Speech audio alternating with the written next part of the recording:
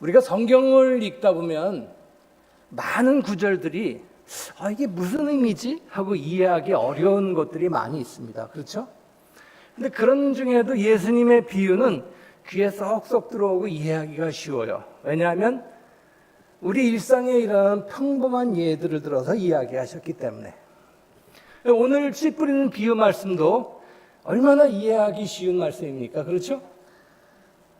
씨를 뿌렸는데 길가에도 뿌리고 돌밭에도 뿌리고 가시밭에도 뿌리고 좋은 밭에도 뿌렸는데 결국 열매를 맺는 건 좋은 밭뿐이 없더라.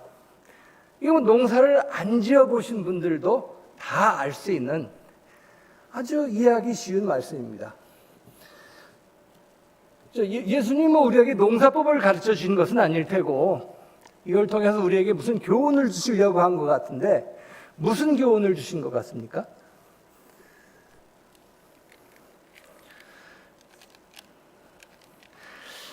미국에서는 이렇게 질문을 하면 번쩍번쩍 손을 들고 대답들을 잘 하시는데 겁먹지 마시고 한번 말씀해 보세요. 무슨 뜻으로 말씀하신 것 같습니까? 왜 예수님께서 이 말씀을 하셨어요? 또 여기서 안에서 하면 또 잘 대답을 안 하니까 제가 직접 들고 여기서 가르치고자 하는 말씀이 무슨 뜻입니까?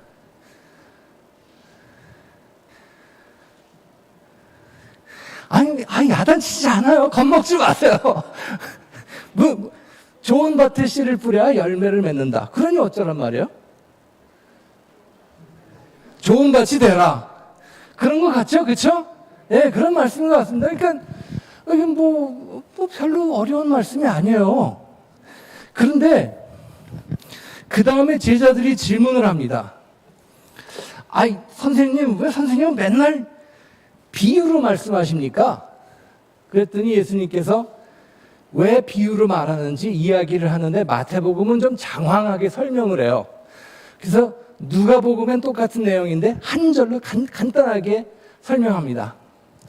여러분 이해하기 쉬우라고 제가 세 번역으로 인용했습니다. 예수께서 대답하셨다. 너희에게는 하나님 나라의 비밀을 아는 것을 허락해 주셨다. 그러나 다른 사람들에게는 비유로 말하였으니 그것은 그들이 보아도 보지 못하고 들어도 깨닫지 못하게 하려는 것이다. 그러니까 예수님께서 왜 비유로 말씀하셨다는 겁니까? 네? 크게 말씀하세요. 괜찮아요. 왜 비유로 말씀하신 거예요, 예수님이? 큰 소리로. 누구? 잘 못 알아들으라고, 깨닫지 못하라고. 맞습니다. 이상하잖아요. 오늘 비유 말씀도 오면, 어려운 게 하나도 없는데, 이해하기가 어렵다고. 그래서, 오늘 말씀을 다시 한번 읽어보겠는데, 우리 권사님이 다시 한번 읽어주실 겁니다. 그러는 동안에 제가 직접 씨를 뿌려보겠습니다. 스크린에 말씀 다시 띄우지 마세요. 그냥 듣기만 하고 제가 하는 행동을 한번 보세요. 그러면서 아까 처음에 읽었을 때 들었던 것과 뭐가 다른지, 이상한 점은 없는지, 이거 뭐지? 하는 건 없는지 한번 잘 보시기 바랍니다. 아까 어린애들한테 썼던 거를 사용하도록 하겠습니다.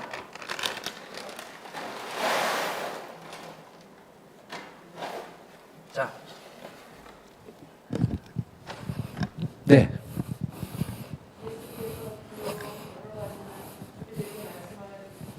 씨를 뿌리는 자가 뿌리러 나가서 뿌릴새 더러는 길가에 떨어지매 새들이 와서 먹어버렸고 더러는 흙이 얕은 돌밭에 떨어지매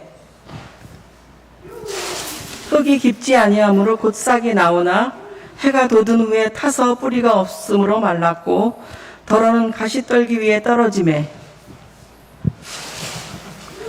가시가 자라서 기운을 막았고 더러는 좋은 땅에 떨어지매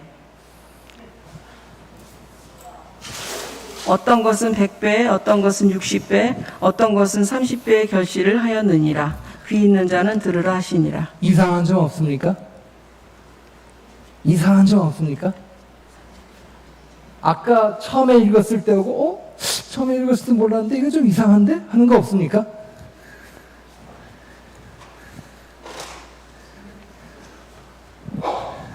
이상한 점 없어요?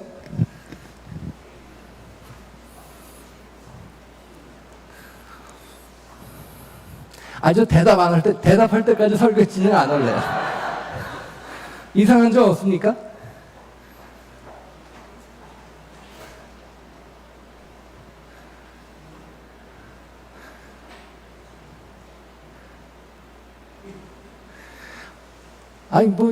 텃밭 농사까지는 아니더라도 텃밭 안 지어 보셨어요? 뒤에?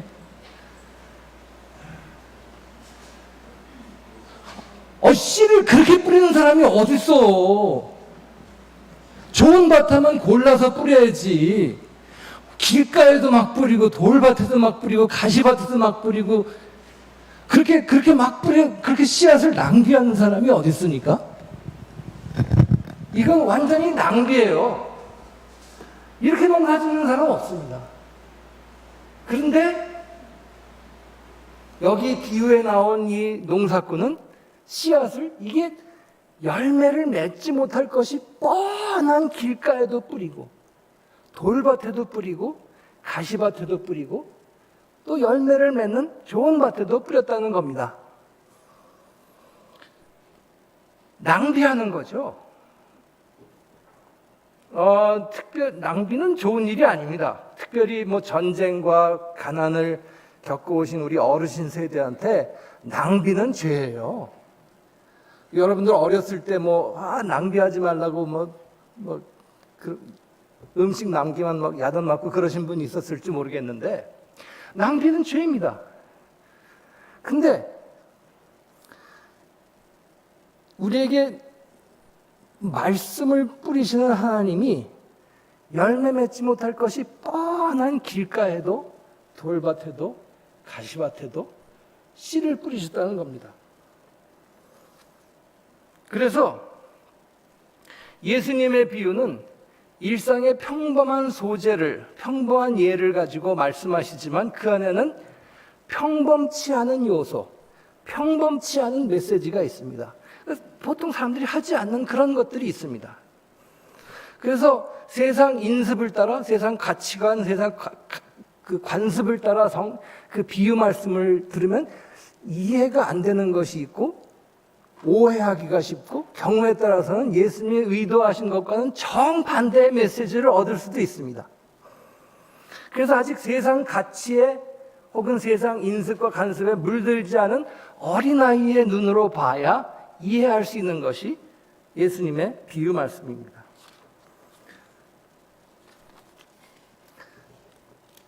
다행히 30배, 60배, 100배의 결실을 맺는 좋은 밭이 있어서 하나님이 그렇게 손해를 보시지는 않습니다. 그렇죠? 근데 그 말씀도 자세히 보세요. 8절을 보면, 여러분 성경 8절을 보면 어떤 것은 30배, 어떤 것은 60배, 어떤 것은 100배의 결실을 맺는다라고 말씀하시지 않았어요. 어떤 것은 100배, 어떤 것은 60배, 어떤 것은 30배의 결실을 맺는다고 했습니다. 30배, 60배, 100배의 결실을 맺는 게 아니라 100배, 60배, 30배의 결실을 맺는다고 하셨습니다. 왜 숫자를 반대로 했을까요? 보통 우리가 늘어나는 것을 말할 때는 30배, 60배, 100배 이렇게 말하는데, 여기서는 반대로 100배, 60배, 30배로 말합니다. 뭘 암시하는 것 같습니까? 정말 대답들 안 하시네. 해가 갈수록 감소를 하는 겁니다, 소출이. 예? 심지어 우리가 아주 이상형으로 바라보는 모델 신자의 마음밭인 좋은 밭조차도 해가 지날수록 첫사랑이 식어지고 감소하고 그냥 구태의연한 신자가 되는 것입니다. 그렇게 순수하고 열심히 있는 신도였는데 집사가 되고 장로가 되면서 타성에 빠지고 교회를 분열시키고 목사를 괴롭히는 신자가 됩니다. 아골골짝 빈들에도 복음 들고 가오리다 찬송하면서 눈물로 목사 안수를 받았는데, 목회를 하면서 신도들에게 이리 치이고 저리 치이면서 순수함도 사라지고 오로지 대형 교회가 되겠다는 야심에만 불타는 목사로 변모합니다. 대부흥운동으로 시작된 교회가 이제는 교권의 횡포만 살아남은 그런 조직으로 변모합니다. 뭐 교회 욕할 것 없고 대형 교회 목사 욕할 것 없고 우리가 다 그렇습니다. 오래 믿을수록 첫사랑은 간 곳 없이 사라지고 미지근한 신자가 되어갑니다. 우리의 이상형, 롤모델 신자의 마음 바친 좋은 밭조차도 결국 똑같더라.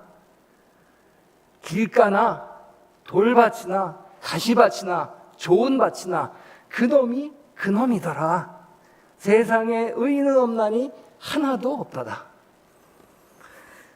여러분, 마태복음이 누구를 위해서 처음 쓰여진 것입니까? 유태인들을 위해 쓰여진 것입니다. 유태인들 중에서도 예수가 메시아다 하는 것을 믿은 유태인 그리스도인들에게 써진 복음서입니다. 그래서 마태복음에는 구약 인용도 4복음서 중에 제일 많고요.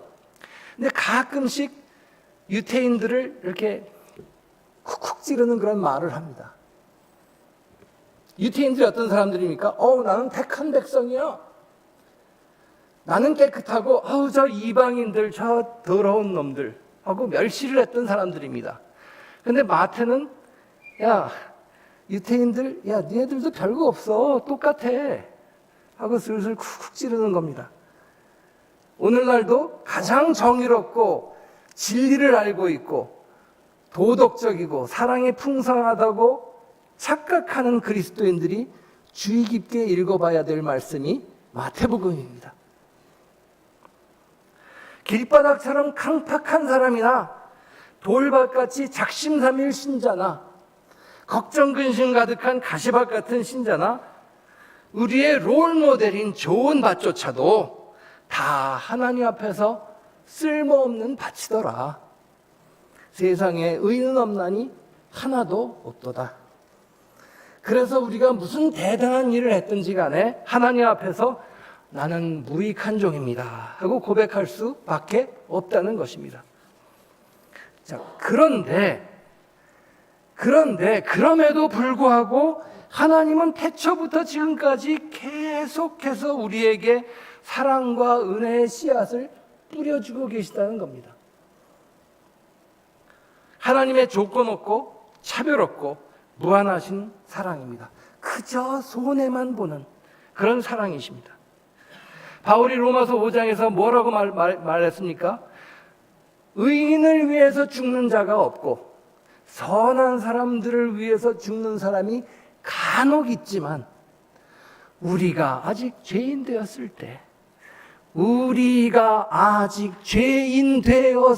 때 그리스도께서 우리를 위해 죽으심으로 우리를 향한 하나님의 사랑을 확증하셨느니라. 성경은 인간을 향해 끊임없이 다가오시는 그 하나님에 관한 증언입니다. 하나님을 향해 끊임없이 다가가는 인간에 관한 증언이 아닙니다. 인간을 향해 낙심하지 않고 지치지 않고 끊임없이 다가오시는 하나님에 관한 이야기입니다. 씨 뿌리는 비유가 우리에게 증언하는 것도 그것이 바로 그 점이라고 저는 믿습니다. 천국을 다스리시는 하나님은 비록 여러분의 마음이 콘크리트 바닥같이 강팍하고 부흥회 가면 주님 용서해 주옵소서 새롭게 살겠습니다 눈물 콧물 다 흘리다가 교회문 탁 열고 나가면 다 잊어버리는 작심삼일 신자 돌밭 같은 신자고 걱정 근심에 가득 찬 가시밭 같은 신자고 혹은 좋은 밭이고 낙심치 않고 지치지 않고 은혜와 자비의 씨를 뿌리며 우리를 돌보시는 분이시라는 말씀입니다. 상한 갈 때도 꺾지 아니하시고 꺼져가는 등불도 끄지 아니하시고 의인과 악인에게 차별 없이 햇빛과 비를 골고루 나눠주시는 하나님. 그런 하나님이시라는 것입니다. 그러면 그렇게 자비로우신 하나님에 대한 우리의 응답은 어때야 하겠습니까? 여러 가지가 있지만 저는 오늘 세 가지만 말씀드리고 싶습니다. 첫째 되고 가장 중요한 것입니다. 날마다 하나님의 은총을 새롭게 느끼고 기뻐하는 것입니다. 뭐 자꾸 하려고 하지 마세요. 먼저 하나님의 은혜를 기뻐하고 감사하며 살면 됩니다. 제가 중국에서 94년부터 98년까지 선교를 하고 돌아왔는데 요한복음 마지막 부분에 부활하신 예수님께서 베드로에게 나타나셔서 3번 질문하신 것이 제 마음을 두드렸습니다. 예수님께서 베드로에게 내가 나를 사랑하느냐? 질문을 3번 하시죠. 명성아, 내가 나를 사랑하느냐? 그러니까 목사가 됐죠. 명성아, 이 모든 것보다 더 내가 나를 사랑하느냐? 그러니까 중국 선교도 했죠. 명성아, 내가 나를 사랑하느냐? 제가 그 3번째 질문에 말문이 막히고 꺽꺽 울었습니다. 짜증나고 분해서. 뭐야 이거. 이럴 것 같으면 돈 벌고 재밌게 살걸. 아니 주님이 어쩌자고 나한테 이런 질문을 3번씩이나 하시는 거야. 억울하고 분해서. 한편으로 짜증났지만 한편으로는 제가 주님을 사랑하지 않는 것을 느꼈습니다. 사랑하지 않는데 어떻게 선교를 하고, 사랑하지 않는데 어떻게 목회를 하고, 사랑하지 않는데 어떻게 주의 일을 합니까? 할 수 있습니다. 부부가 사랑하지 않아도 밥 세끼 차려주고 세탁 다 해주고 처자식 위해서 나가서 돈 벌고 옵니다. 그러나 사랑은 없어요, 부부간에. 그런 부부들이 얼마나 많습니까? 주님을 사랑하지 않아도 주의 일을 할 수 있습니다. 마태복음 7장의 마지막 날 비유가 생각났습니다. 예수님께서 마지막 날에 가는 비유를 말씀하시는데 많은 사람들이 와서 말합니다. 주여 주여, 내가 주의 이름으로 선지자 노릇도 했고 주의 이름으로 귀신을 쫓아내고 주의 이름으로 많은 권능을 행하지 아니하였나이까? 주님께서 내가 널 도무지 알지 못한다. 불법을 행하는 자야, 내게서 떠나가라. 난 주의 일을 한 건데 억울하고 분해서 눈물을 흘렸습니다. 그 후로 깊이 느낀 것이 있습니다. 이 일이 아니다. 사랑하고 기뻐하고 경배하는 거다. 하나님을 기뻐하는 것이 우리 모두의 힘입니다. 주님의 기쁨이 나의 힘. 주님을 기뻐하는 것이 우리의 힘입니다. 자녀 키워보신 분들 아시잖아요. 아니 여러분 자녀들 깐난애기 때 부모 위해서 밥 한 끼를 지어줍니까? 엄마 쓰시라고 용돈을 갖다 주길 합니까? 지 똥오줌이나 가렸으면 그냥 기저귀에 똥 싸고 오줌 싸고 그래도 귀엽잖아요. 사랑스럽잖아요. 그런데다가 엄마를 알아보고 빵긋 웃어주기라도 하면 시체말로 환장을 합니다. 저 귀여운 거. 그가 너로 인하여 기쁨을 이기지 못하시며. 저는 오늘 성가대 찬양 찌릿찌릿 지휘자님하고 뭐가 통한 것 같아요. 오늘 설교 딱 맞는 찬송입니다. 그러니까 주님께서 여러분 보고 우르르르 까꿍 하면은 빵긋 웃어주면 된다는 겁니다. 하나님께서 그 이상을 원치 않습니다. 그러면 하나님의 마음도 사르르 녹아지는 겁니다. 물론 우리가 웃지 않고 반응하지 않아도 여전히 사랑하시죠. 그런데 빵긋 웃어주면 하나님이 얼마나 더 기뻐하시겠습니까? 여러분이 하나님의 사랑을 받을 가치가 있는 존재임을 증명할 필요도 없습니다.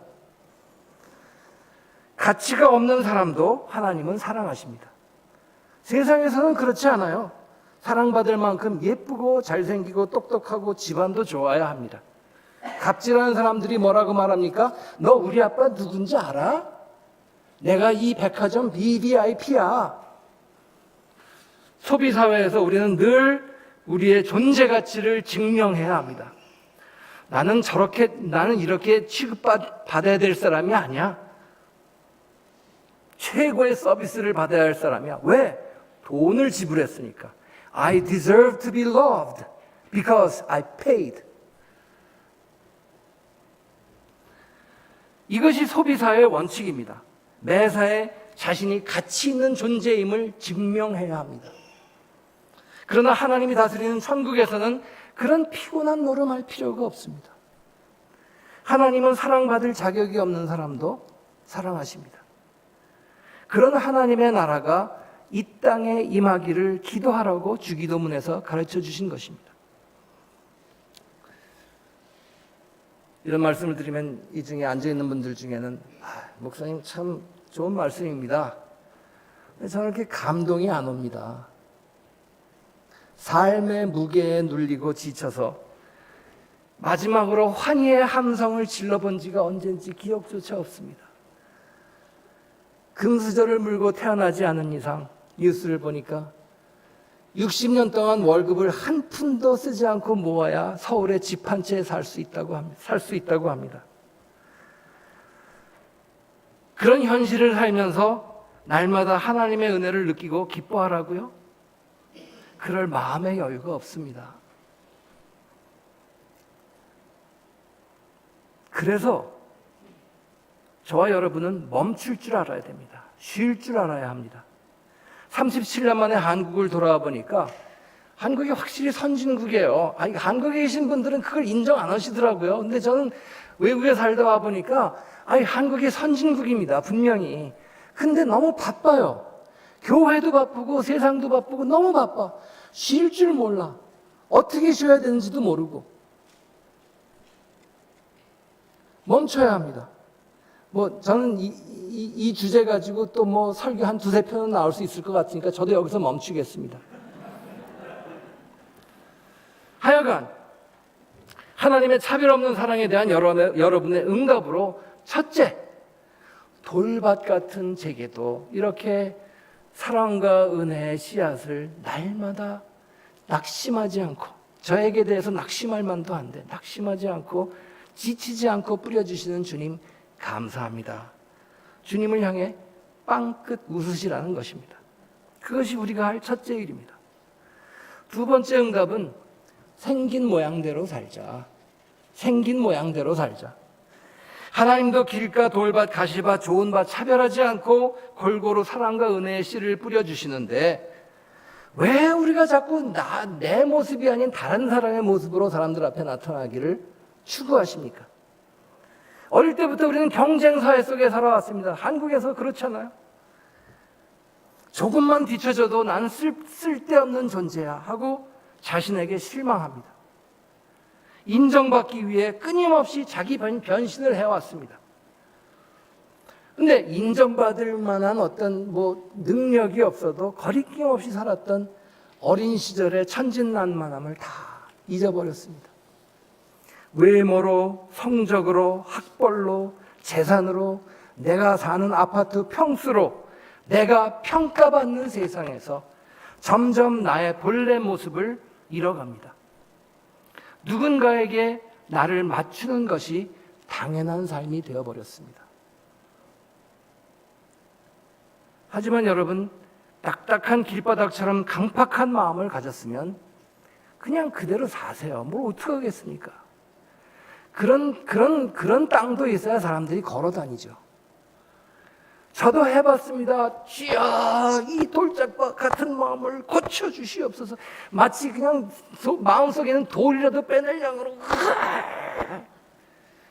살 몇 킬로 빼는 것도 힘든데 어렸을 때부터 형성된, 엄마 뱃속에서부터 형성된 여러분 마음속의 돌을 여러분이 무슨 수로 빼냅니까?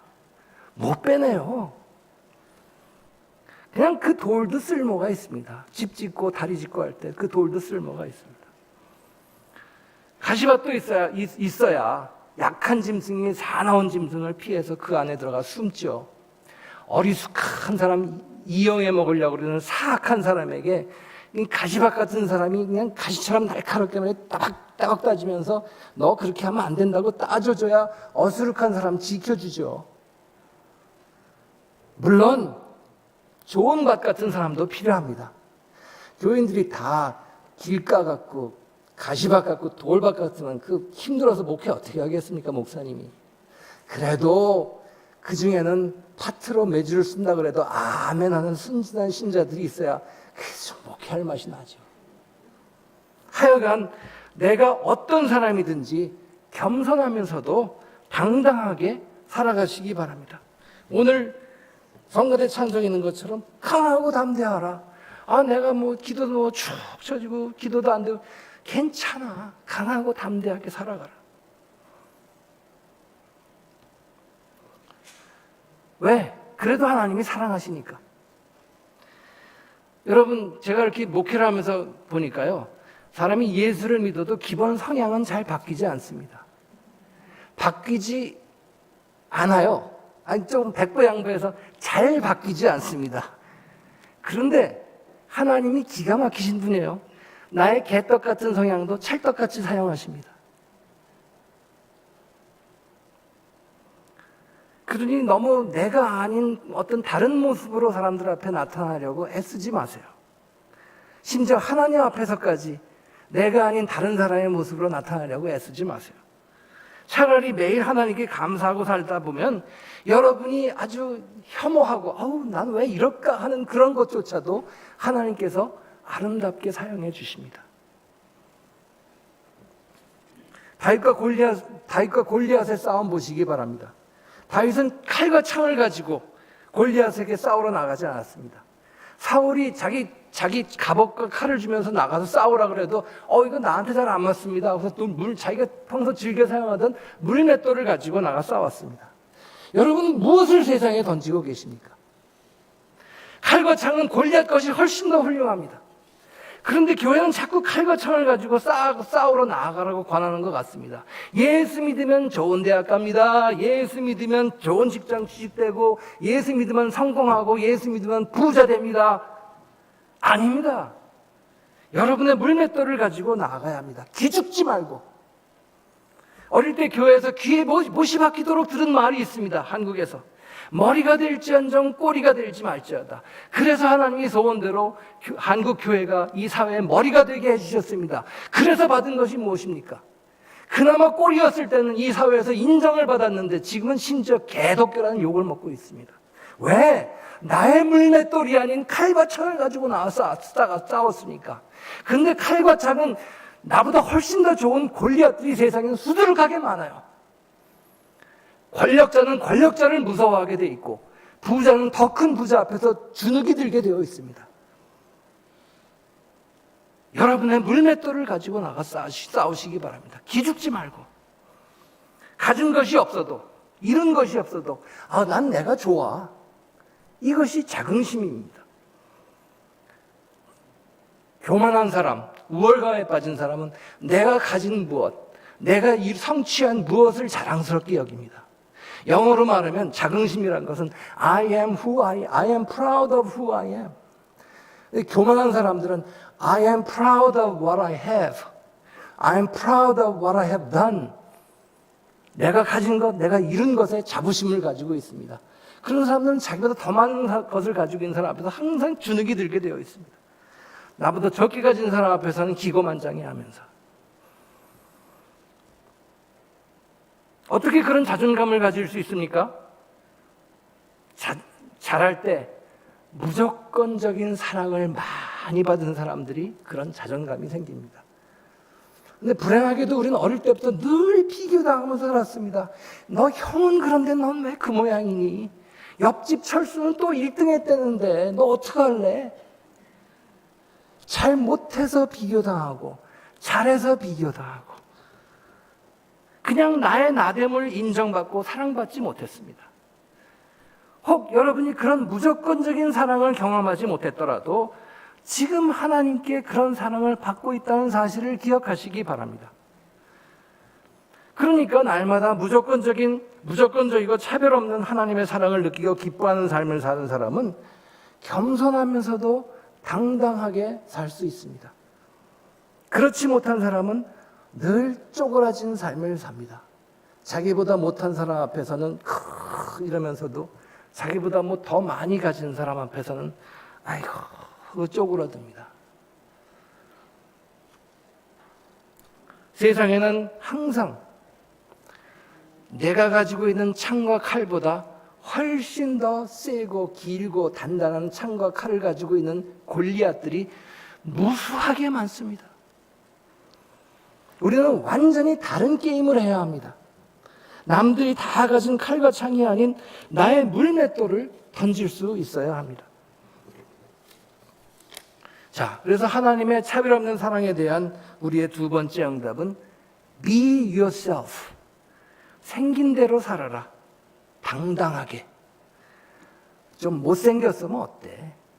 좀 머리 빠졌으면 어때? 셋째, 당연한 결론이지만 다른 사람, 특별히 사회적 약자들을 차별하지 말고 그들 역시 있는 그대로 받아들여라. 용납이란 단어가 헬라어로 보면 위에 뭔가가 있다는 그런 뜻입니다. 용납이 뭐 이렇게 뭐 너그럽고 아주 그냥 대범하고 그런 걸 말하는 게 아니에요. 헬라어를 보면 머리 위에 뭐가 있는 겁니다. 머리 위에 뭐가 있으면 힘들죠. 지치죠. 그래서 똑같은 단어가 다른 데서는 참다, 견디다 이런 뜻으로 번역되고 있습니다. 누군가를 용납한다는 것은 그냥 저 눈꼴 사납고 그냥 뭐라고 한마디 해주고 싶어도 꼭 참고 아무 말 안 하는 거 참고 견디는 겁니다. 자꾸 뭐라고 지적질하고 말이죠. 꼰대짓 하지 말고 그냥 가만히 있는 겁니다. 견디는 것입니다. 사택이 광화문에 있어서 광화문 광장을 자주 지나가는데 죄송합니다만 광화문 광장에서 제일 시끄러운 사람들이 기독교 신자들이에요. 전 너무 속상해요. 차별과 혐오와 정죄의 말들을 막 쏟아냅니다. 뭐 전도를 해도 그렇고 데모를 해도 그렇고 물론 일부 기독교 신자들이겠죠. 자꾸 이렇게 누구를 가르치려 들고 그러니까 사회로부터 너나 잘하세요 하고 지탄을 받는 것입니다. 좀 마음에 안 들어도 거슬려도 참고 기다리고 경청하는 연습을 저희들이 해야 할 것 같습니다. 신실한 기독교 신자들이 많아서 바이블 벨트라고 하는 미국 남부를 여행하다 보면 이런 빌보드 광고를 많이 보게 됩니다. Hell is real. 이 글자체도 그렇고 얼마나 공격적이고 지옥은 실존한다는 것입니다. 누가 뭐래? 누가 지옥이 없대? 근데 왜 저런 식으로 사람을 그냥 강압적으로 그러는지 전 이해가 안 갑니다. 좋은 뜻으로 했겠죠. 켄터키에서 이렇게 타고 가다 보면 65번 타고 가다 보면 저런 게 있는데 그 건너편을 보니까 성인용품 파는 가게가 있더라고요. 우연의 일치인지는 모르지만 그래서 일부러 저 광고를 갖다 놨는지 몰라도 누군가 갱생시키겠다는 오만함이 기독교 신자들에게 있는 것 같습니다. 근데 얼마 전 KTX를 타고 가다가 또 다른 빌보드 광고를 봤는데 빨리 지나쳐가서 제가 사진을 찍지 못했습니다만 이런 광고가 쓰여 있었습니다. Grace is all around us. 모든 것이 은혜입니다. 어디서 이 광고 했는지 아십니까? 교회에서? 아닙니다. 원불교에서.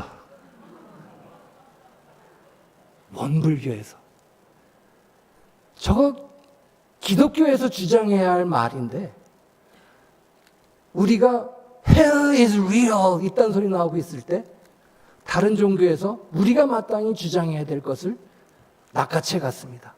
Grace is all around us. 모든 것이 은혜입니다.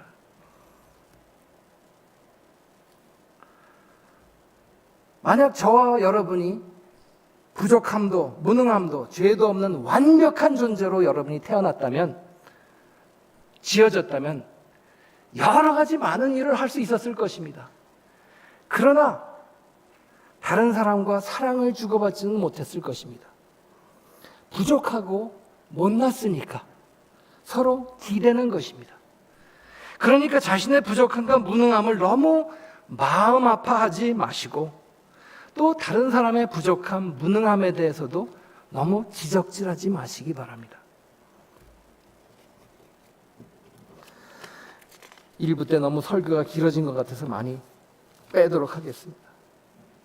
우리 중에 누군가가 벌거벗은 모습으로 자신을 드러난다면 손가락질하고 정죄할 것이 아니라 감사해야죠. 그 벌거벗은 몸을 내 옷으로 벗어서 감싸주면서 나눠줘서 고마워.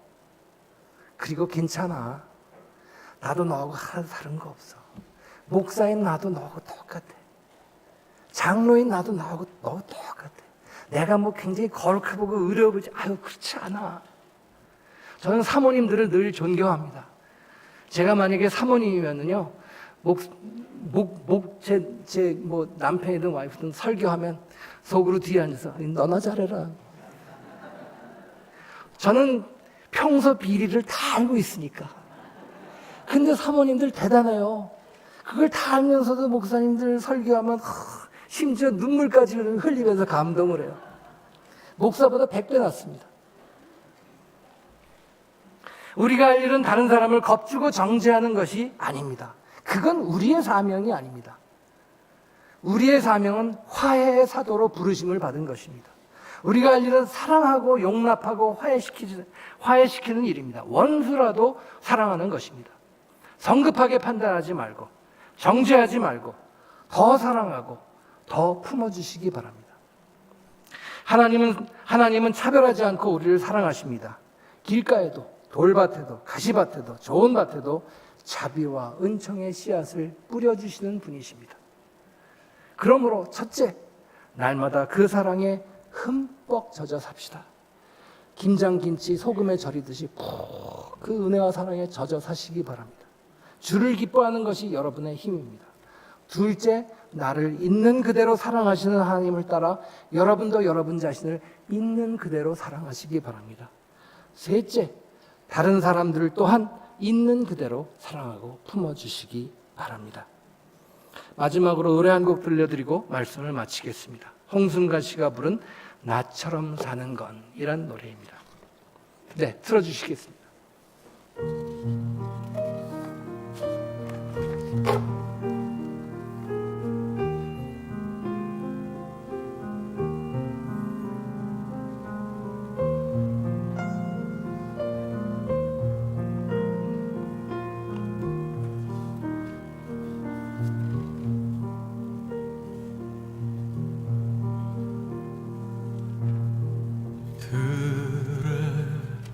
꽃이 산의 나무가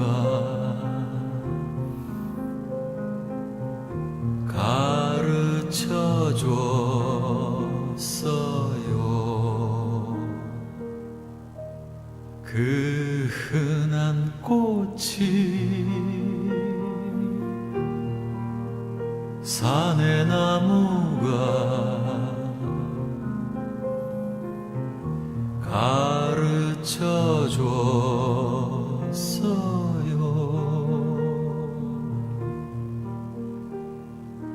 나처럼 사는 건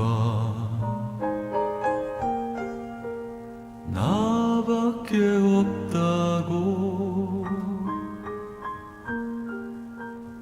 강아지 풀도 흔들리고 있어요. 바람에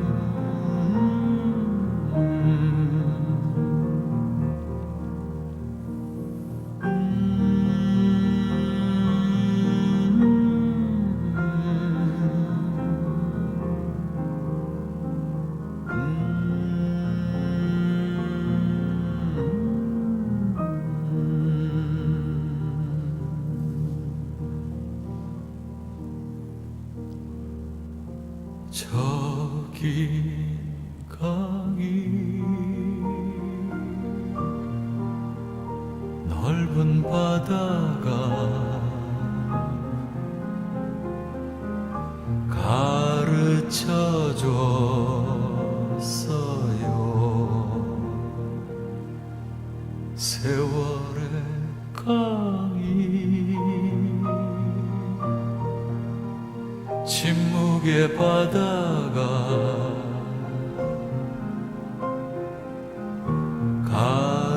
가르쳐 줬어요.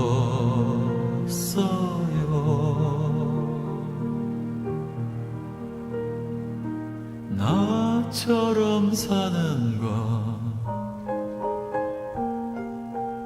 나밖에 없다고.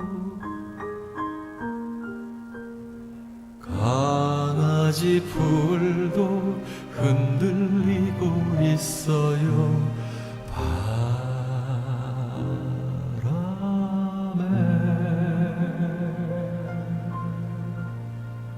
저긴 강이 넓은 바다가 가르쳐 줬어요. 들의 꽃이 산의 나무가 가르쳐 줬어.